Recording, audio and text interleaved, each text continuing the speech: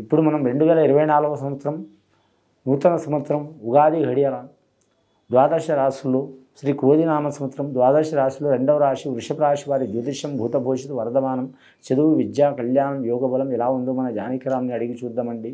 జానకిరామ్ వృషభ రాశి వారి జ్యోతిష్యం ఎలా ఉంది, ఉగాది వేళ విశేషం, జాతకంలో ఈ నూతన సంవత్సరం 2024వ సంవత్సరం శ్రీ క్రోధినామ సంవత్సరం ఎలా ఉంది, వారి జాతక బలం చూడు.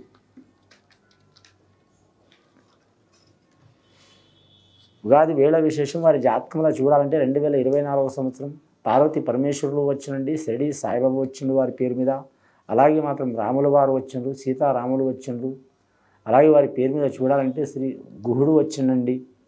అలాగే వారి జాతకంలో చూడాలంటే మాత్రం ఓంకారేశ్వరుడు వచ్చిండు, వీరి జాతకంలో విఘ్నేశ్వరుడు వచ్చిండు, విష్ణువీశ్వరుడు బ్రహ్మ వచ్చిండు. ముఖ్యంగా వీరి జాతకంలో చాలా శుభ ఫలితాలు ఉన్నాయండి వీరి పేరు మీద. ఈ 2024వ సంవత్సరం చాలా విశేషమైన యోగం ఉంది.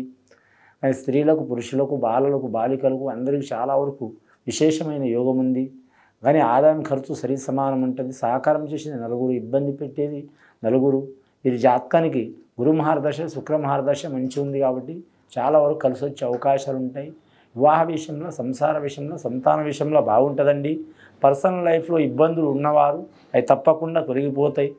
కానీ ధనం వీరికి విపరీతంగా ఖర్చు అవుతుంది. ఆ ఒక్క విషయంలో మాత్రం చాలా వరకు ఇబ్బంది ఉంటుందండి. ఎంత ధనం వచ్చినా ఆగదు. అవసరానికి వీరికి ధనం 4 రకాలుగా అందే అవకాశం ఉంటుంది. విద్యార్థులకు విద్య విషయంలో కొన్ని ఆటంకాలు, చిక్కులు, చికాకులు వస్తాయండి. అయినా సరే నిలదొక్కునే యోగం ఉంది. నిరుద్యోగులు శుభవార్త వినే యోగం ఉంది. వీరి జాతకంలో మాత్రం ముఖ్యంగా ప్రేమ వ్యవహారాల విషయంలో మాత్రం చాలా వరకు శుభయోగాలు కలిసి వస్తాయండి. ప్రేమ వివాహం చేసుకోవాలనుకునే వారు ఖచ్చితంగా పెద్దలతో మాట ప్రకారం ఆచరించి చేసుకోవడం చాలా విశేషమైన యోగం కలిసి వస్తుంది.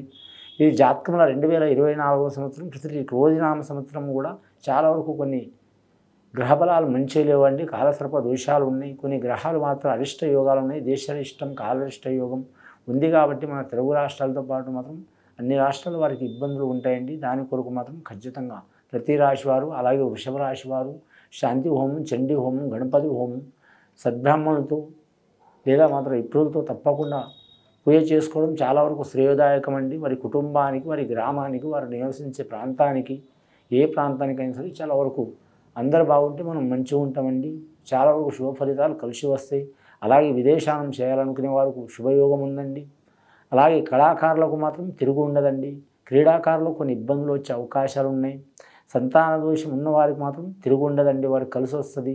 ఆ పరమేశ్వరుడు దయ వలన పార్వతి పరమేశ్వరుల పూజ చేయాలి. అలాగే పుత్ర గణపతి వ్రతం చేయడం కూడా చాలా వరకు శుభయోగం ఉంటుందండి.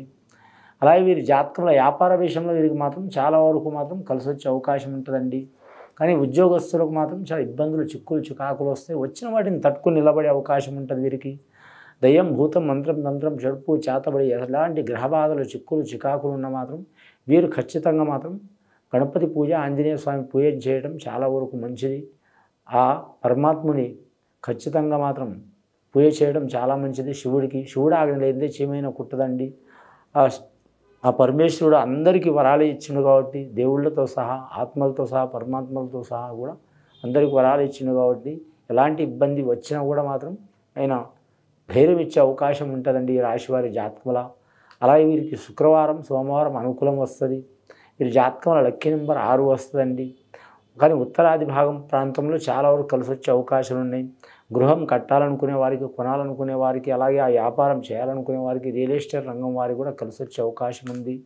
అన్నదమ్ముల విషయంలో తగాదాలు, చిక్కులు, చికాకులు ఉన్న వారికి తొలగిపోయే అవకాశాలు ఉన్నాయండి. కానీ పెద్దల ఆస్తి కూడా కలిసి వచ్చే అవకాశం ఉంది. అలాగే వీరి పేరు మీద స్నేహితులతో, సన్నిహితులతో చాలా వరకు ముఖ్యమైన యోగాలు కలిసి వస్తాయి. శత్రువులు మిత్రులు, మిత్రులు శత్రువులుగా మారే అవకాశం ఉంది. ఇంత మారిన ప్రేమ హృదయం చాలా ఉంటుంది వీరికి. రోహిణి నక్షత్రం వారికి చాలా వరకు శుభయోగం ఉంటుందండి.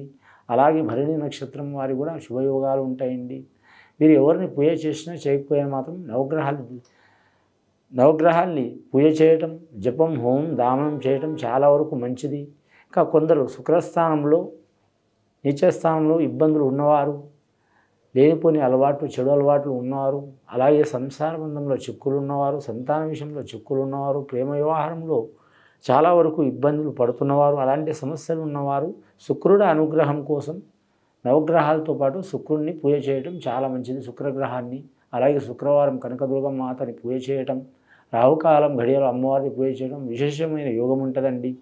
ముఖ్యంగా స్త్రీలకు కూడా కలిసి వచ్చే అవకాశం ఉన్నది. కానీ సంతాన విషయంలో కొన్ని ఇబ్బందులు చిక్కులు వస్తాయండి. ఇందాక చెప్పినట్టు కరెక్ట్ పార్వతి పరమేశ్వరుని పూజ చేయడం మంచిది. అలాగే వీరి జాతకంలో చూడాలంటే మాత్రం ముఖ్యంగా వ్యవసాయ రంగం వారికి మాత్రం చాలా వరకు మంచి ఫలితాలు వస్తాయి, ఆటంకాలు కూడా వస్తాయండి.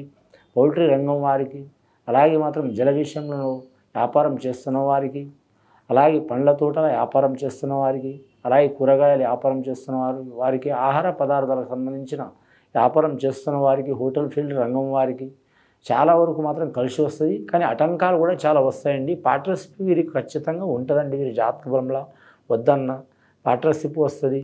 ముఖ్యంగా వీరి జాతకంలో చూడాలంటే చేనేత రంగం, అలాగే వస్త్ర రంగంలో కూడా కలిసి వచ్చే అవకాశం ఉంది.